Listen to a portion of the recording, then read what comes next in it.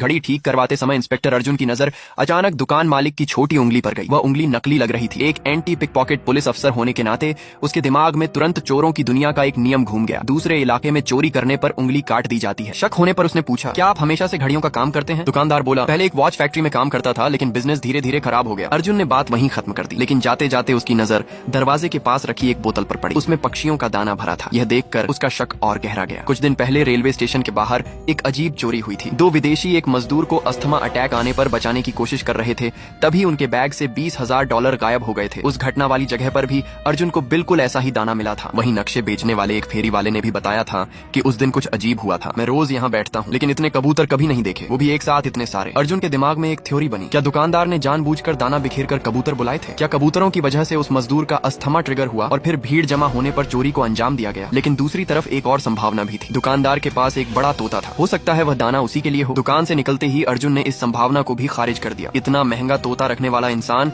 उसे घटिया खाना क्यों खिलाएगा? लेकिन अब एक और सवाल सामने था। अगर दाना सचमुच कबूतरों को बुलाने के लिए डाला गया था, तो दुकानदार को यह कैसे पता चला कि मजदूर को पक्षियों के पंखों से एलर्जी है? यही सवाल उसे रेलवे स्टेशन के मेडिकल रूम तक ले गया, जहाँ डॉक्टर नेहा काम करती थी। अस्थमा अटैक वाले दिन सबसे पहले उसी ने मरीज का इलाज किया था। बातचीत के दौरान अर्जुन को पता चला कि अटैक का असली कारण अभी तक स्पष्ट नहीं था और जांच जारी थी। डॉक्टर पर पहली नजर में कोई शक नहीं होता था, लेकिन अर्जुन ने एक बात नोटिस की। वह मजदूर कोई बाहरी पर्यटक नहीं था, बल्कि स्टेशन का कर्मचारी था। उसके साथी शायद उसकी बीमारी के बारे में जानते हो, लेकिन उसकी एलर्जी के बारे में नहीं। जबकि डॉक्टर होने के कारण नेहा के पास यह जानकारी आसानी से पहुंच सकती थी। स्टेशन के बाहर खड़े होकर अर्जुन ने पूरे अपराध का एक काल्पनिक दृश्य अपने दिमाग में तैयार किया। मजदूर इलाज के लिए डॉक्टर के पास जाता है और अपनी एलर्जी के बारे में बता देता है। डॉक्टर यह जानकारी अपने साथी तक पहुंचाती है। फिर स्टेशन चौक में दाना बिखेरा जाता है, कबूतर इकट्ठा होते हैं और मजदूर को अस्थमा अटैक आ जाता है। लोगों की भीड़ लगती है, विदेशी मदद के लिए आगे आते हैं और उसी अफरा तफरी में गिरोह का कोई सदस्य उनकी जेब साफ कर देता है। थ्योरी बिल्कुल फिट बैठ रही थी, लेकिन समस्या यह थी कि अर्जुन के पास कोई सबूत नहीं था। फिर भी उसने हार नहीं मानी। वह अपने साथी रोहित के साथ डॉक्टर की निगरानी करने लगा। एक शाम दोनों उसका पीछा करते हुए मेट्रो स्टेशन पहुंचे। वहीं उन्होंने देखा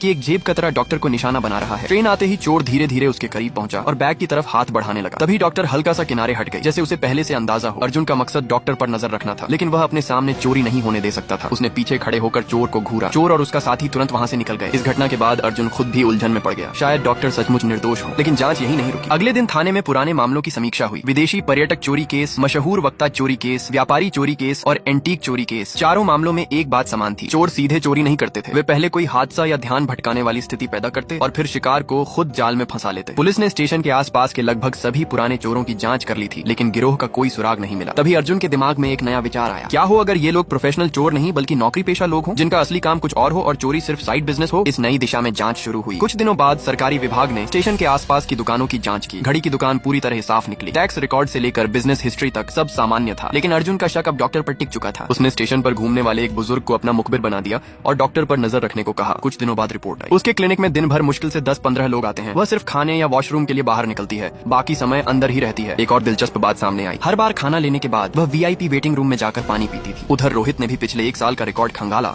और 3 हैरान करने वाले पैटर्न निकाले। पहला, स्टेशन पर जितनी भी बड़ी चोरियां हुई उन सभी दिनों डॉक्टर ड्यूटी पर मौजूद थी। दूसरा, जब भी वह छुट्टी पर होती कोई बड़ी चोरी नहीं होती थी। तीसरा, हर बड़ी चोरी के बाद वह छुट्टी जरूर लेती थी, लेकिन चोरी से पहले कभी नहीं। अब यह महज संयोग नहीं लग रहा था। कुल मिलाकर डॉक्टर की भूमिका उन मामलों में मौजूद किसी ऐसे व्यक्ति से मेल खाती थी जो लोगों पर नजर रखता हो, जानकारी इकट्ठा करता हो और सही शिकार चुनता हो। उसकी तेज याददाश्त और यात्रियों तक आसान पहुंच उसे इस काम के लिए बिल्कुल उपयुक्त बनाती थी। अब अर्जुन के सामने सिर्फ एक ही लक्ष्य था, ऐसा सबूत ढूंढना जो पूरे गिरोह को बेनकाब कर सके।